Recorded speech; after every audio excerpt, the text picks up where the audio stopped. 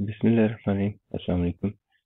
इस वीडियो में हम बात करेंगे बिजनेस के हेड ऑफ इनकम में बैड डेट्स की हम बात करेंगे कि बैड डेट्स का ट्रीटमेंट टैक्स लॉ ने हमें क्या बताया हुआ है। तो बिजनेस के हेड ऑफ इनकम में let me just take you to the relevant slide at first. Okay, अब यहाँ पे पहले ज़रा थोड़ी कॉन्सेप्ट के ऊपर बात कर लेते हैं। बैड डेट्स होते क्या हैं? बैड डेट्स बेसिकली ये है कि आपके कुछ रिसीवेबल्स हैं, बिजनेस के कुछ रिसीवेबल्स। तो रिसीवेबल्स का मतलब ये कि आपने पैसे लेने हैं और ये आपका एक एसेट होता है, और ये रिसीवेबल्स डिफरेंट रीजंस की वजह से क्रिएट हो सकते हैं आपके बिजनेस में। फॉर एग्जांपल, आपने किसी को सेल्स कर दी, सेल्स ऑन क्रेडिट। तो अगर आप उधार पे सेल करेंगे तो इसका ट्रांजैक्शन क्या रिकॉर्ड होगा कि आप डेटर्स को डेबिट करोगे और सेल्स को क्रेडिट कर दोगे, लेट्स से 100 से। और जिस वक्त इस डेटर से पैसे आ जाएंगे तो फिर आप कैश या बैंक को डेबिट कर देंगे और डेटर्स को क्रेडिट कर देंगे। तो ये एक सिंपल ट्रांजैक्शन है जब आपको पैसे मिल जाते हैं, ठीक है। नाउ अगर ये पैसे आपको नहीं मिलते हैं तो फिर ऐसी सूरत में क्या होता है? तो अकाउंटिंग में एक कॉन्सेप्ट है जिसको आप कन्वेंशन ऑफ कंजर्वेटिज्म बोलते हैं। अकाउंटिंग स्टैंडर्ड्स की, रिपोर्टिंग स्टैंडर्ड्स की भी ये रिक्वायरमेंट है कि आप एंटीसिपेटेड लॉसेस का मतलब ये कि जो आप एक्सपेक्ट कर रहे हैं कि मेरा लॉस होगा, एंटीसिपेटेड लॉसेस को फौरन रिकॉर्ड कर लें, अपने प्रॉफिट्स के अंदर उन एक्सपेंसेस का इम्पैक्ट डालें। नाउ अब अगर यही डेटर्स जिसको आपने सेव किया हुआ है ये पैसे देने की तरफ नहीं आ रहा, लेकिन अभी आपकी इससे बहस मुबाहिसा चल रहा है, कोई कानूनी कार्रवाई चल रही है, कुछ अभी इसके साथ मामलात इन प्रोसेस हैं, तो फिर इसका मतलब ये है कि ये जो डेटर हैं ये क्या हो जाएंगे? ये डाउटफुल हो जाएंगे। जो इसका नेक्स्ट लेवल होता है कि जब बिल्कुल ये पता चल जाए कि अब पैसे आने ही नहीं, तो फिर ये हम इसको बोलते हैं कि ये बैड डेट्स हो गए, ठीक है।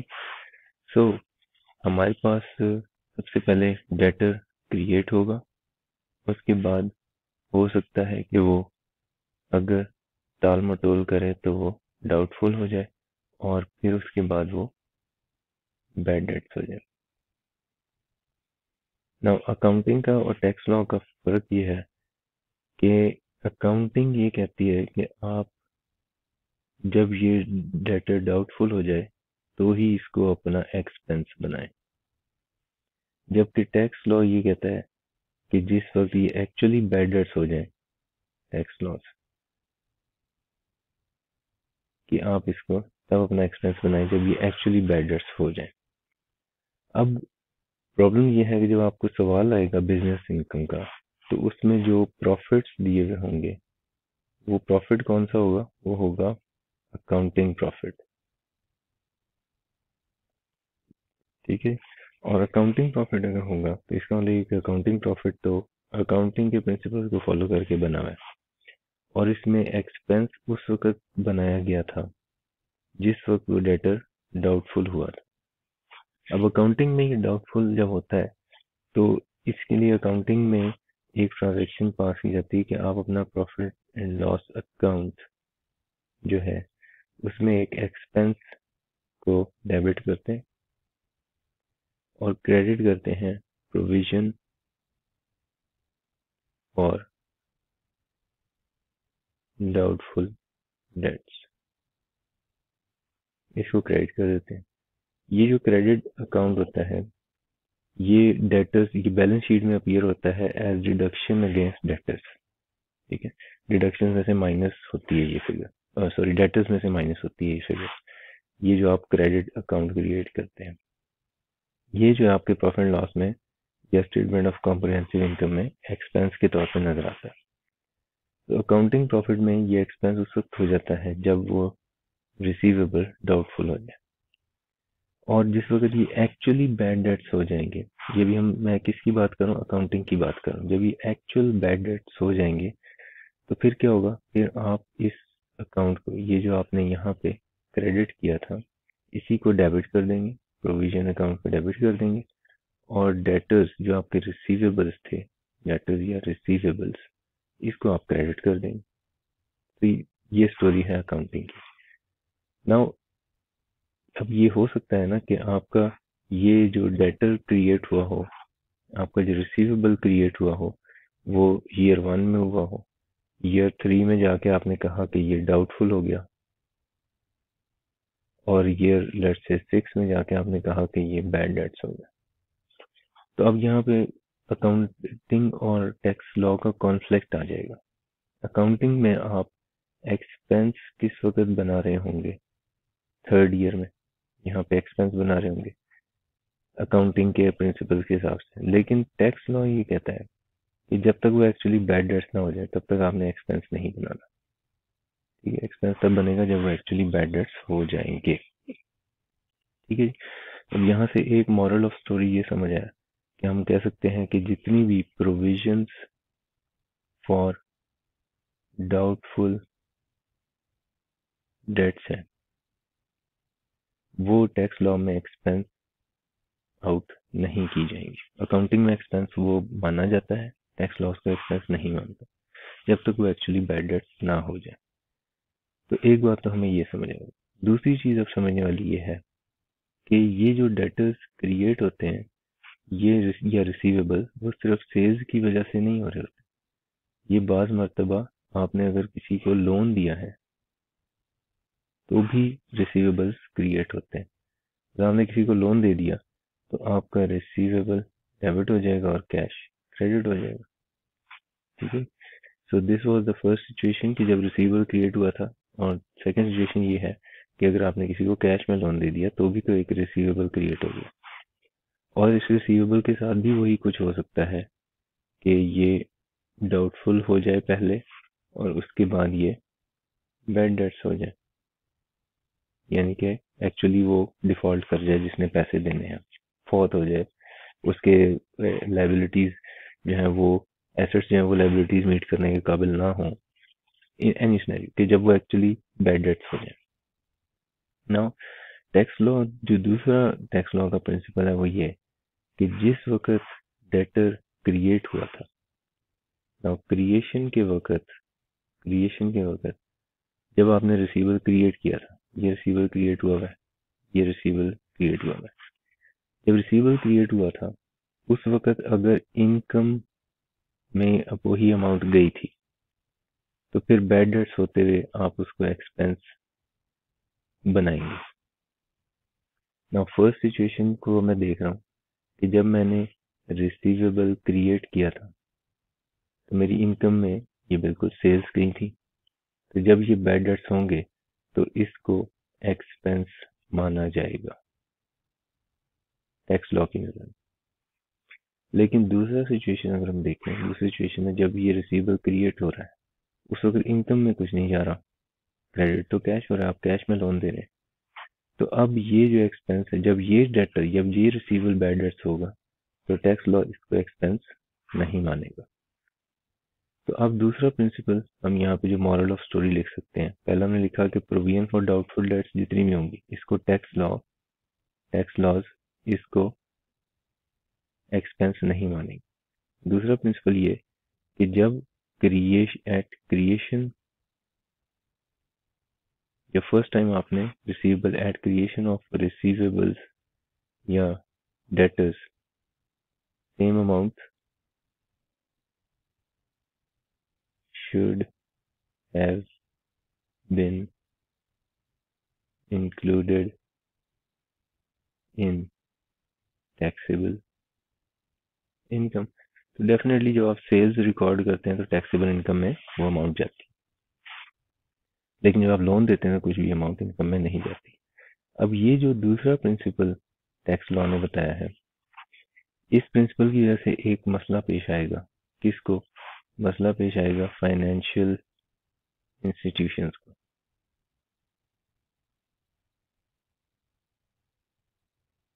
ठीक है, फाइनेंशियल इंस्टीट्यूशंस का प्रॉब्लम ये है कि इनका तो बिजनेस ही यही होता है कि ये लोन देते हैं, और जब लोन देते हैं तो डेफिनेटली अपने पास एडवांसेस,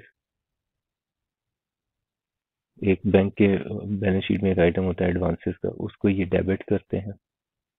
और क्रेडिट ये करते हैं, कैश भी हो सकता है या कस्टमर का बैंक अकाउंट, जिसको ये क्रेडिट कर देते हैं।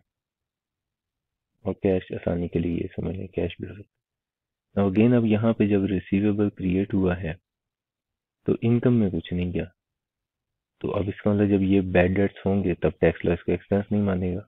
और बिजनेस चूंकि फाइनेंशियल इंस्टीट्यूशन का है ही यही कि वो लोन देता है और फिर सूद लेता है, तो फिर इसके लिए तो प्रॉब्लम है। तो इसलिए यहाँ पे एक एक्सेप्शन है। एक्सेप्शन जो प्रीवियस प्रिंसिपल हमने बताया था ये वाला, इस प्रिंसिपल के अगेंस्ट आगे एक एक्सेप्शन है। और वो एक्सेप्शन क्या है? वो एक्सेप्शन ये है कि अगर आप फाइनेंशियल इंस्टीट्यूशन हो तो फिर ये वाला जो प्रिंसिपल हमने बताया था कि जब उसको क्रिएट किया जाएगा तो इनकम में अमाउंट जानी चाहिए, ये प्रिंसिपल आपके ऊपर अप्लाई नहीं होगा। यानी आप जब ये वाला डेटर एक्चुअली बैड डेट्स हो जाएगा तो ये बिल्कुल टैक्स लॉ इसको एक्सपेंस के तौर पे कबूल कर लेगा। रीजन ये है कि आप एक फाइनेंशियल इंस्टीट्यूशन है। ठीक हो गया। सो अब ये इसकी थ्योरी पढ़ लेते हैं कि क्या है बैड डेट्स के केस में। सेक्शन 29 में इसकी डिटेल्स बताई गई हैं एंड से इसके conditions to claim bad debts as expense. Now याद रखें यहाँ पे बैड डेट्स की बात हो रही है। किसी भी किस्म की प्रोविजन जो आप बनाते हैं फॉर डाउटफुल डेट्स, उसकी हम बात नहीं कर रहे। Actual bad debts amount was previously included in taxable income, जैसे भी हमने बात की कि वो सेल्स वगैरह के थ्रू इनकम में गया हो। In case of financial institution the amount was lent to derive taxable income.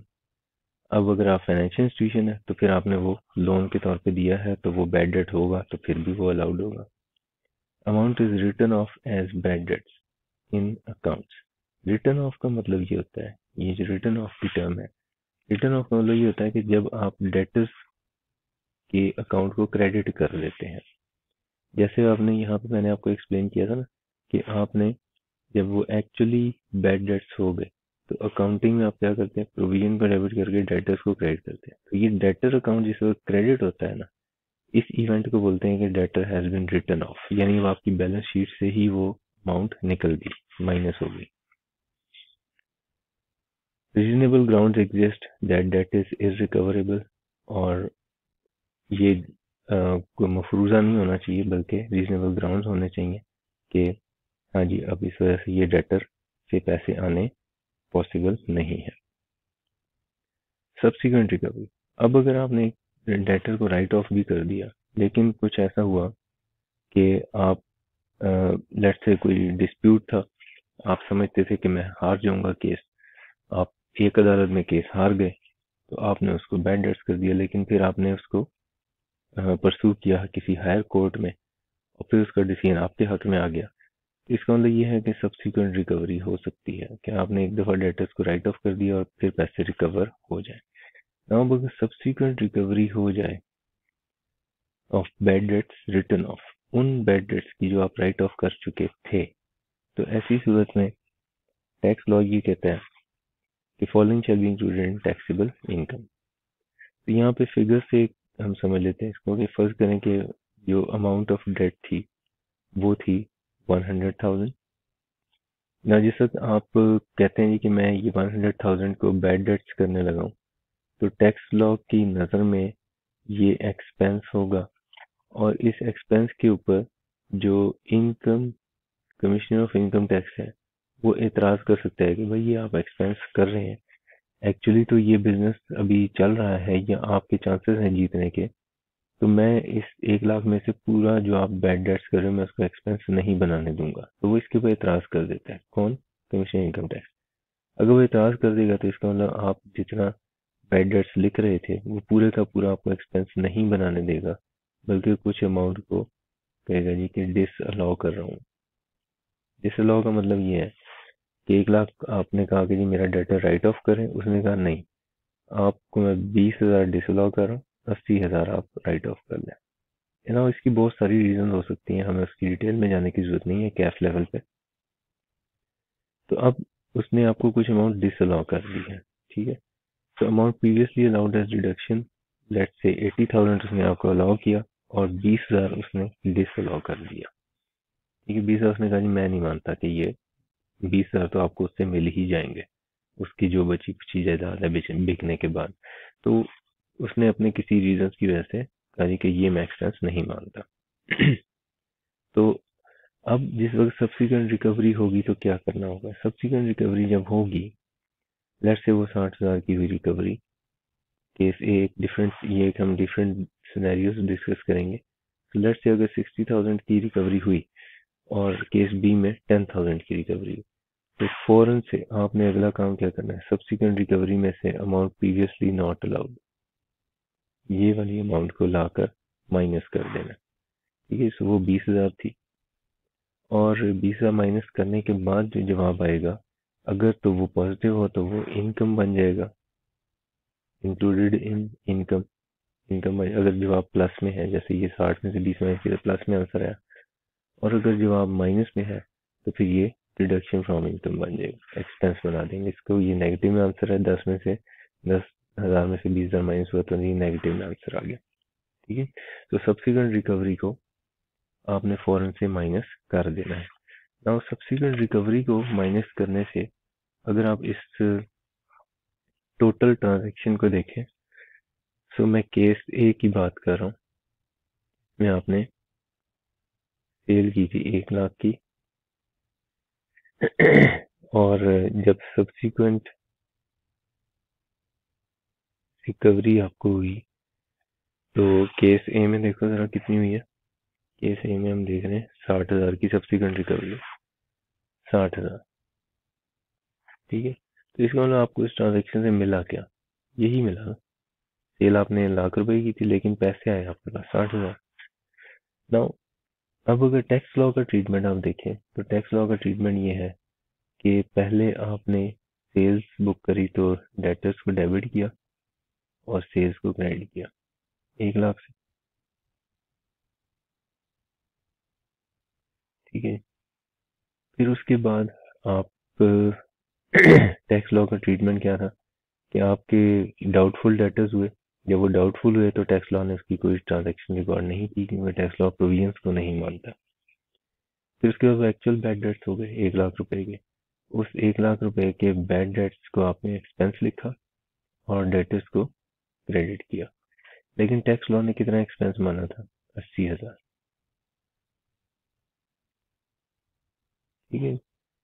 और जब सब्सिक्वेंट रिकवरी हो गई तो फिर टैक्स लॉ ने कहा जी कि आप 40,000 और इनकम में लिख रहे हैं, तो ये 40,000 फिर से आपकी इनकम में आ गया। अब अगर मैं इस सारे मामले को नेट ऑफ करूं कि ये क्या एंड इन द एंड क्या बन रहा है, जो टैक्स लॉ ट्रीटमेंट कर रहा है इसका क्या नतीजा क्या निकल रहा है? नतीजा ही निकल रहा है कि पहले तो सेल्स रिकॉर्ड हो रही है, तो इसका मतलब इनकम में ₹1,00,000 गया, इनकम में गया। फिर बैड डेट्स एक्सपेंस लिखा गया 80,000 का, तो इसका मतलब इसमें से 80,000 निकल गए। और फिर आपने दोबारा 40,000 इनकम में लिखे जब सब्सिक्वेंट रिकवरी हो गई, ठीक है। अब अगर मैं इस सारे मामले को नेट ऑफ करता हूँ तो ये कितना बन जाता है? 60,000, ठीक है। 1 लाख माइनस 80,000 कितना हुआ? 20,000, और जमा 40,000 कितना हुआ? 60,000। तो एक्चुअली जो 60,000 मिले हैं वही मेरी इनकम में बचे हैं। केस 2 को देखें, केस बी को, कि क्या जो ट्रांजेक्शन हो रही हैं हमारे टैक्स के ट्रीटमेंट्स भी उसी के मुताबिक हो रहे हैं या नहीं हो रहे। तो केस बी, इसको ब्लैक कलर से लिख लेते हैं ताकि डिफ्रेंशिएटेड है। तो जब आपने सेल किए थे 1 लाख रुपए के, तो इसकी ट्रांजेक्शन क्या थे? डेटर्स को आपने डेबिट किया 1 लाख रुपए से और सेल्स को क्रेडिट किया 1 लाख रुपए से। उसके बाद ये डाउटफुल हुए, टैक्स लॉ ने इसको कोई एक्सपेंस नहीं माना। जब ये बैड डेट्स हो गए तो टैक्स लॉ ने 80,000 रुपए माना, कमिश्नर ने 20,000 डिसअलाउ कर दिया आपको। 20,000 को उसने कहा जी मैं एक्सपेंस नहीं मानता। और फिर जब हमने सब्सिक्वेंट रिकवरी हुई तो टैक्स लॉ ने कहा जी कि आप 10,000 का मजीद एक्सपेंस लिखें। तो हमने मजीद 10,000 सब्सिक्वेंट रिकवरी की सूरत में एक्सपेंस आउट किए। अब इस पूरी ट्रांजेक्शन में एक्चुअली तो सब्सिक्वेंट रिकवरी ही है ना जो पैसे आ रहे हैं, तो 10,000 ही आपको मिल रहे हैं। सब्सिक्वेंट रिकवरी केस बी में देखें ना कितनी है, 10,000 मिल रहे हैं। तो हम देखते हैं इस ट्रांजेक्शन का नेट इम्पैक्ट क्या है। तो जब आपने सेल्स किए तो लाख रुपए इनकम में ऐड किया, जब बैड डेट्स हुए तो 80,000 रुपये एक्सपेंस आउट किया, और जब सब्सिक्वेंट रिकवरी हुई तब आपने दोबारा से 10,000 माइनस किया। तो अब अगर मैं इस सारे मामले को नेट ऑफ करूं तो 1,00,000 माइनस 80,000 और माइनस 10, तो ये 10,000 प्लस बनता है, यानी इनकम में 10,000 रुपये। तो यही मामला एक्चुअली भी हुआ है।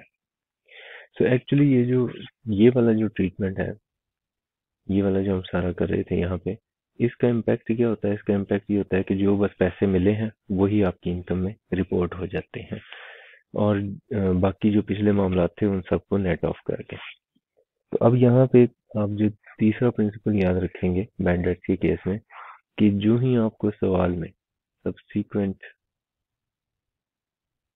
रिकवरी नजर आए किसी भी डेटर की, तो उसमें से फौरन से माइनस कर देंगे आप अमाउंट प्रीवियसली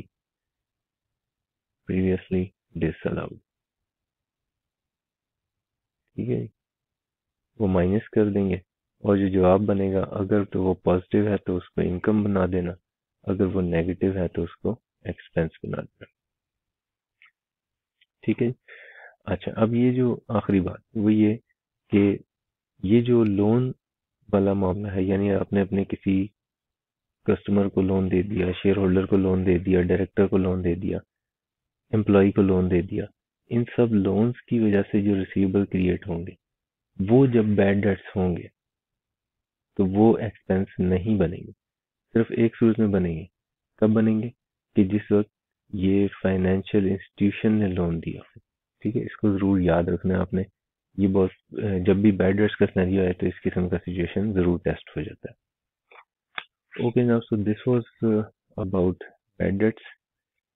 इसमें अब अगर आपका कोई सवाल होगा तो फिर आप वो कमेंट्स में पूछ लीजिएगा। Thank you very much, take care.